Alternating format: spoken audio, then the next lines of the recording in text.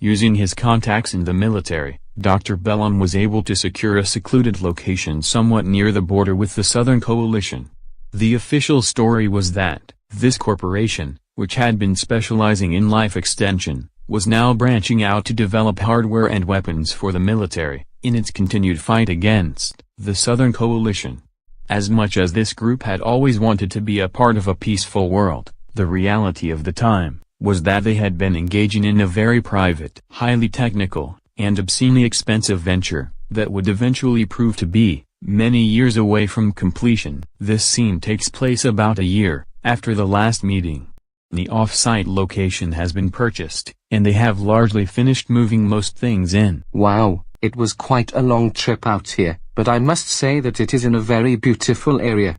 Not much around here but trees, but it is a wonderful location. I cannot imagine that many people would want to live this close to the southern border. Nice area, I agree, but will we be safe? With the arrangements I have made, no one but authorized personnel will be allowed here, and the kingdom itself is ensuring our continued protection. That is wonderful. I thought that we were hiding from the king. How are we suddenly able to get his protection now? The answer to that involved some deals that had to be made.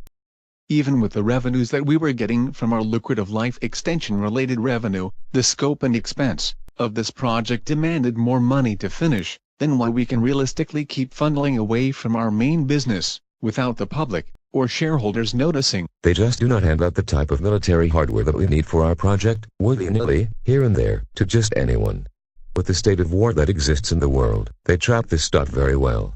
The only way to get the best equipment to fit our project, to afford it, and to not get caught, is to start doing business with the military. We have to become a part of the military-industrial complex, in order to enjoy the benefits of being funded and protected by it. Otherwise, we would be hunted by them instead. So then we start designing weapons have war, so that we can build a world of peace. I get it, but it still makes me uncomfortable. Especially since we will be helping to build up the army that we will someday soon be trying to avoid. Sounds risky. This is a world where we have nothing but risk. There are no safe ways to proceed, because the people that run this world seem to be trying to destroy it. That is why we need to do anything possible to get this project finished successfully. We need to get out of here before this world does eventually blow itself up. I know that with these arrangements, we will have no choice but to deliver results, advancements, and products that will be used in war. This pains me greatly to be a part of it. The whole reason I became a neuroscientist was to save people, not design more efficient ways of killing them. Looking around at this warehouse, it is easy to just see seemingly endless rows of boxes. It is harder to imagine the death and destruction that lies just underneath the cardboard, wood, and plastic that we see on the outside of them. I am one of the lead neuroscientists on the project. It is my work, and the work of my team, that will directly be used to create and enhance these weapons, and the certain death that will rain down on the southern countries from what we here create. But along with many of you, I too have lost close friends to the horrid actions of those people. These friends were not soldiers, or any who were looking for a fight, but they received one anyways. One way or another, we still are a part of this kingdom. If we do not help, then it could just as easily be me or any one of you that dies next. Then where would our project be? What good would all of our work do us then? That does sum up very well why I agreed that our group should go into this line of research. We are one of the leaders in the world of biotechnology and in how the brain interacts with the digital world. With our expertise, we will make parts for enhanced soldiers, advanced weapons control systems, and some of the best neural-connected, remote control equipment for drones that they have ever seen. Everything will defend with precision, and nothing will be used for weapons of mass destruction. You have my word. All right. I guess that is settled then. Sadly, I now have other important business here that I have to attend to. The tour of this nice new facility will have to wait until later. If those of you, whom I spoke with earlier, can come help, I would be most grateful. There's no need to even ask. We would not even think of doing anything else, but to be there for you, in this trying time. Thanks, it means so much. My new office should be this way, if you can follow me.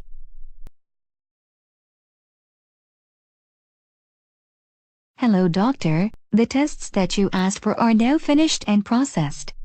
I have sent the results to your neural interface so you can look through them. Thank you, Julie, but every single person in this room, including you, is a doctor.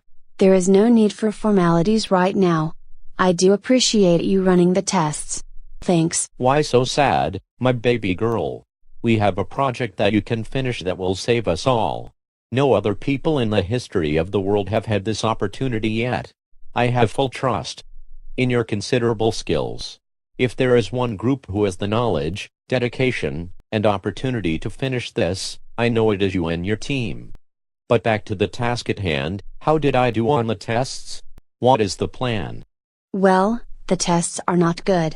We can already make you a new body, but I just do not yet have the ability to move the mind, without unacceptable levels of risk. Unfortunately, for the procedures we have to move you to a new body, your mind already has more damage than I would like, and it is rapidly getting worse. I need to put it in stasis, to preserve any chance we have of using anything from it in the leap we will have soon. I can move your consciousness to the neural bridge, and the digitized mind. The digitized mind is far more accurate than it had been in times past. It is closer now than it has ever been to a biological mind, and it even has some biological parts too. I have been through the procedure myself, and I can say that you have nothing to worry about. You are also getting better hardware than I have, and I am ahead of this project. I thank you all for your concern. There was a time that we all joked about that device behind us, and called it an electronic coffin. I have been brought up to speed with all of its amazing functions. This pod that we have made together is truly a wonder. I can imagine the time that every one of us will have our own pod, even more advanced than this one. With my team, we have now worked out a way to move your consciousness, with you still awake. You should feel the consciousness move to the digital, seamlessly. We will move the essence of who you are, while you can feel it moving, so that you can know that I am not going to lose any part of you. I would never lose what makes you, you. Back when I started on this project, it had already been going for several years.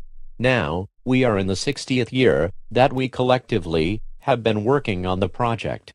I felt so lucky in some ways, because I hoped to be one of the first people who would actually live forever.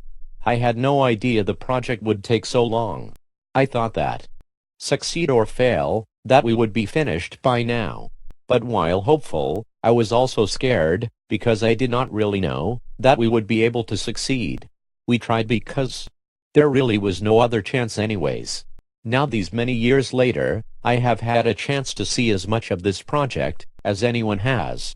Now I do not fear, because I know that with the work that has already been done, and the talent, skill, and dedication of all of the people on the team now, there is no chance we will fail. We are too close now. I am ready, let's do this. I know that my baby girl, and the best team of scientists in the world, would never let me down.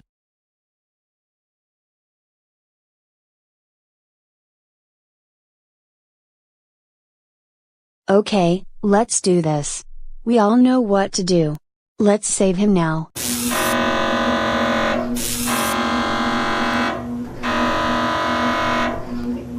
You were right. I was awake the whole time. Everything did go dark for a bit, and there were bits of light here and there, but I did feel something, and I know I still feel like me. I remember everything. Even details that I had to rely on the assistance of the neural interface to remember. Now I am ready to be of use again. This feels better than I thought. I still have some more tests to run, but I am very encouraged by that. I feel so much better now. I will work harder than ever before to get this project finished. The steady progress of the project continued. While it had been a lofty dream at one point, for the first time, it truly felt like they were getting close to the finish. While many scientists from the project had to be digitized due to age, they did so with a renewed sense of hope, knowing that soon this would be over. Everything that they had worked their entire lives to finish was getting very close to a successful completion. Come back for the next episode to see the leap they took that changed everything.